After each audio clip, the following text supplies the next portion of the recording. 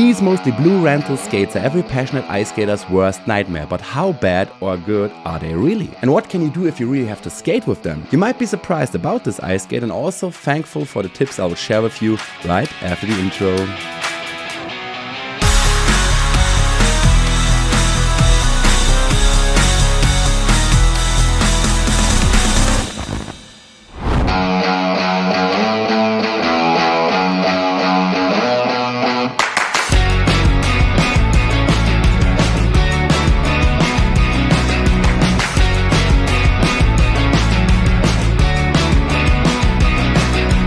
To be honest, it was pretty hard to do my online research about this skate because nobody really seems to care about them. Not even the brand itself that sells those skates cares about their own skates. If you have a look at the webpage of them, where you can see the boot, and the name of the boot is Roxa 1151. So Roxa for the brand, 1151 is the model number. And then you can see Roxa We Fit with the CE label written behind the name again. The CE is such an European quality label that means that this skate won't kill you with some toxic ingredients. A rigid SEBS structure, so the outside materials are damn solid. Incorporated inox hockey blade, looks like a pretty standard hockey blade, and available in the sizes 28 to 47 EU. Made in Italy, which is also written here on the skate. The CE label is also written on the skate, and it's even the size written on the skate, and that this is the right foot. So this company definitely has to think about everybody who could ever possibly wear ice skate.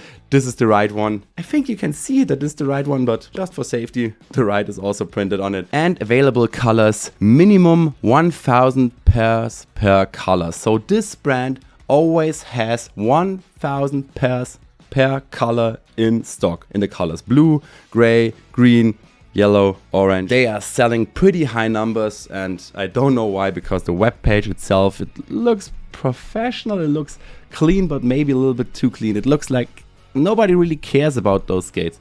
The certificate, okay, this seems to be made by quality. Then you can see the number and the right side printed on it. If you click it, basically just the photo opens. Safe skating shape, which is this area, this flex area, however this is called, safe skating shape. And micro aluminum buckles, so those buckles are actually aluminum. You can feel it's pretty lightweight. Those buckles are solid as hell because they have to be. Nobody cares about rental skates or how he treats them, so the company has to build something strong that they can't be just rented once or twice. By the way, rental skates ASMR.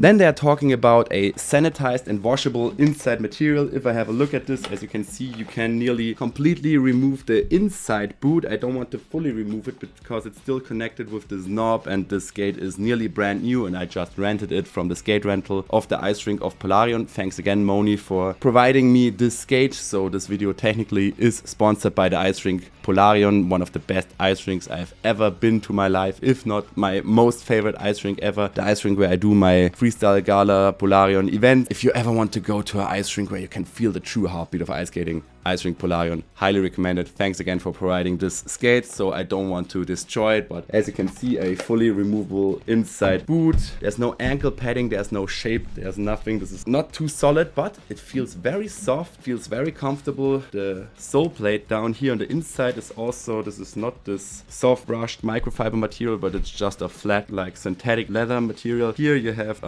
plastic, very solid, so those buckles are not cramping this material too much, so to increase the comfort, even if you don't notice how you close the skate. Pretty basic, pretty solid, washable, sanitizable to keep the hygiene standards. And the boot itself, this is a solid plastic shell. You can see again the safe skating shape, which is this flex zone here, which is bendable, and the whole shell of the skate is like one piece or two pieces, so this flex zone, and then the rest is one piece, so the holder and the shell, everything is the same. And here you have a hopefully stainless steel blade, pretty good sharpened for beginner skate. They call it inox blade, whatever that means. Guess it's a regular stainless steel blade. And yes, that's basically it with the script so far. The next step will be to bring this skate on the ice to find out how good I can really skate with it, if freestyle tricks are possible with it, and more important, especially for beginners, for people who skate with this skate, are my tips and tricks to avoid pain in those skates, which this skate are hated by many people for. And nothing more to say, let's go to my hometown ice rink, Max Eich Arena, right now.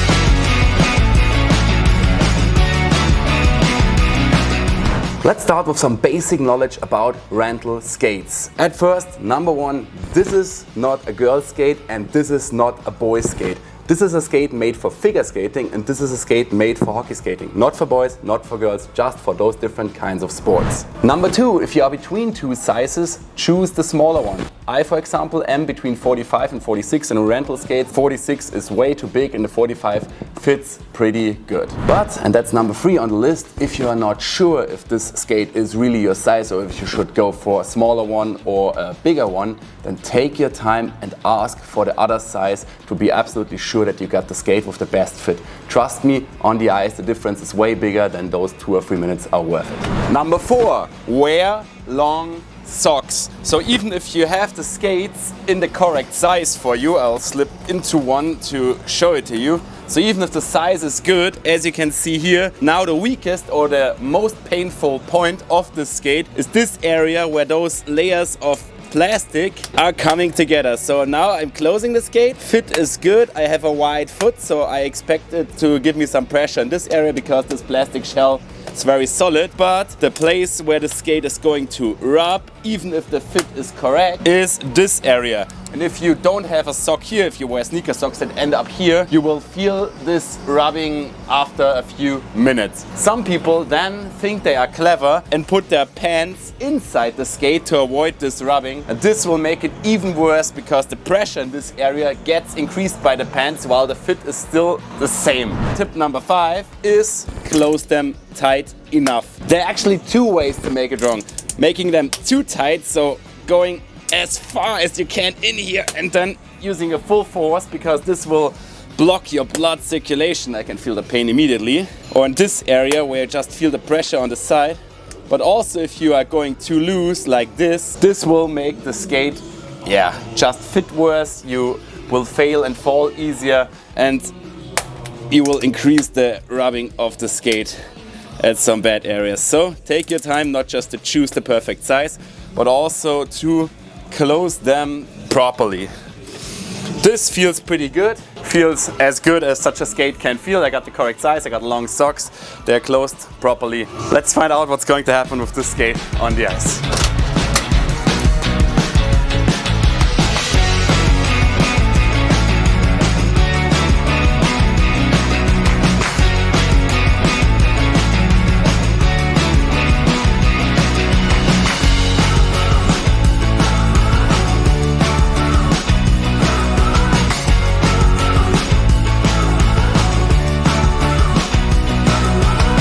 Okay, first round. What I have to say is those rental skates are pretty new. So the sharpening is also pretty new. I guess they've been used once or twice. So the edges are just perfect. The comfort, it's like ice skating in those, you know, those Timberland or Dockers or however those boots are called. It's like ice skating in those boots. So it's comfortable, it's soft. Everything is a little bit loose, a little bit wiggly, especially here in the heel area. My, let's call them professional skates, carbon fiber skates, all those high class skates have a pretty strong solid flex in here, and in this skate the flex is like everything is soft, wiggling around, and I have to do all those tricks, all those skatings with the body tension in my ankle, in my legs. As I said, skating in a winter boot, so I expected it to be way worse. But now, one thing where I expect this skate to be very, very bad is footwork.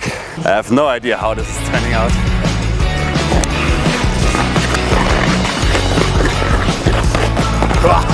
Yeah, this is kind of what I expected.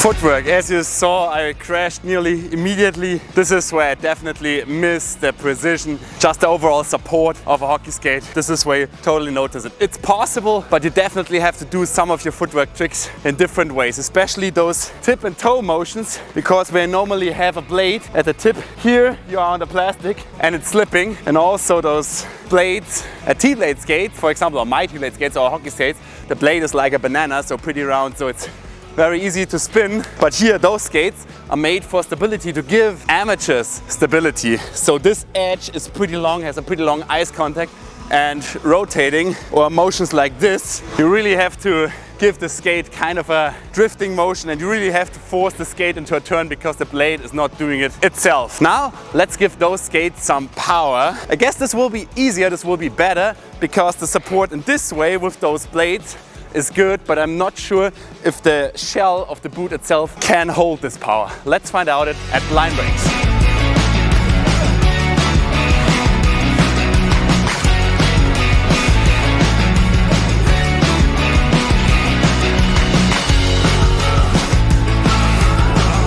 This is not a powerful skate. The good thing is those sideways motions, the skate is way more stable than in those motions. So here it's completely going away, but sideways I have some stability, and that combined with the sharp edges make the stopping not a pleasure, but actually possible. The scratch marks are pretty clean, but they're also damn wide, nearly as wide as the whole blade. As I mentioned before, the area of the blade that is touching the ice at a T-blade skate, it's like this, and this skate it's like this. This is what you also see in the scratch marks. So you're losing a lot of energy in the stops. The skate is heavy, and the power transport because of this flex is very low, so it costs you a lot of energy to give it power. It's possible, but you can see how I'm breathing. It's pretty hard. Next chapter, precision stops.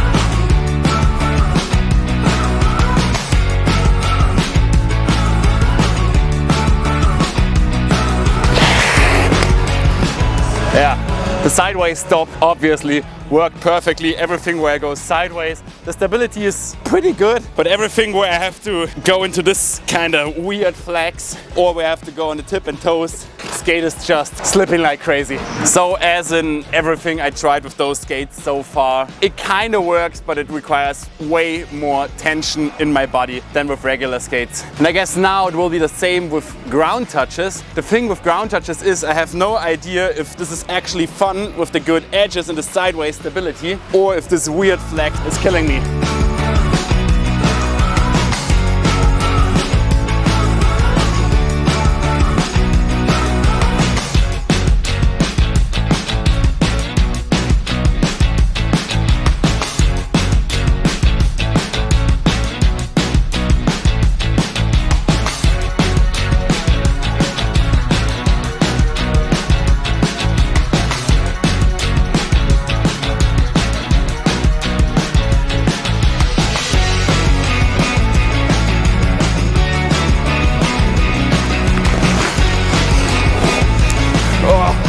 Yeah, as expected, all the ground touches work if you know how the skate feels and if you know how to handle the skate. I had my problems, as I said, with the weird flex, but the sideways stability and especially the good sharpening of the blades, which is different from ice rink to ice rink, just made it fun. It's a very different experience, and what I have to say, rental skates are really not as bad as expected. Of course, they are by far not as good as even the cheapest hockey skates, but that's because they have to fulfill different expectations. They have to fill the expectation of comfort. They have to fit everybody. They have to be easy to clean. They have to be easy to skate. And all of that putting together is a challenge. And then putting it together into a skate where everybody who's wearing the skate hating it or doesn't give a fuck about the skate. For that, those companies who build the rentals, I guess they're doing a great job. The comfort after skating over an hour is still okay. As I said, I have a wide foot, I can feel a pressure here, but the rest comfortable because I have the right size, because I'm wearing the right socks, because I closed it up correctly. So this is what I can tell you about those skates. Take your time to find the right size, wear the right socks, don't put your pants inside the skates, fit them, close them correctly, and you can even have with those cheap rental skates, which are the nightmare of every passionate skater. You can have a great time on the ice, even with them. Now the test is over, and I noticed some things that won't happen to this skate every day. At first, here at the toe cap, just have a look, I guess those were the ground touches where the toe cap was sliding over the ice. Also here, those tips are further in front than they are on regular skates, so they had a lot of contact with the ice. You can see the power that was going through the shell. Here you can see slight cut. To be honest, this is not the power that happens to this skate every day. For that it did pretty well, but you can see that it had to overperform today. By the way, if you want to see a video where a group of freestylers, the Polarion freestylers, try to do all of their freestyle tricks with those blue rentals, it's popping up in the info button right now, if it's already online, of course. That's it for today. I hope you liked this video. If you liked the video, give it a thumbs up. Don't forget to subscribe if you don't want to miss anything in the future. Feel free to check out my merch. Feel free to follow me on Instagram. That's it for today, guys. See ya!